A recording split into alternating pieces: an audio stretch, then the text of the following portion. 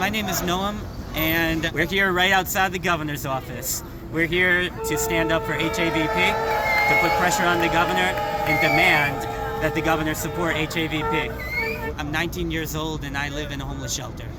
And the conditions in the shelter system are unbearable. And the wait times to obtain housing are far too long. They've basically turned what's supposed to be a temporary stay into a long-term nightmare. And that's just not right.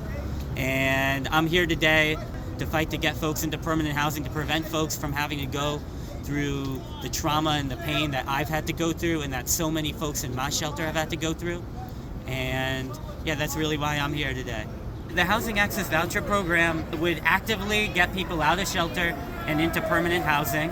It would provide over 200,000 vouchers to New Yorkers who are at risk of homelessness or experiencing homelessness and who need housing.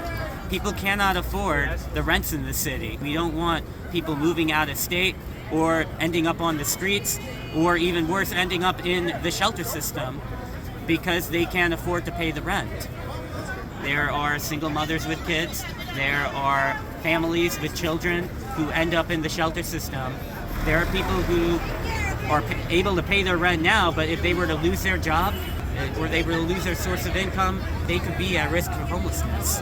When people can't afford to pay the rent, what's the best way to get them to be able to pay the rent? It's to provide a housing subsidy. It's to provide rental assistance.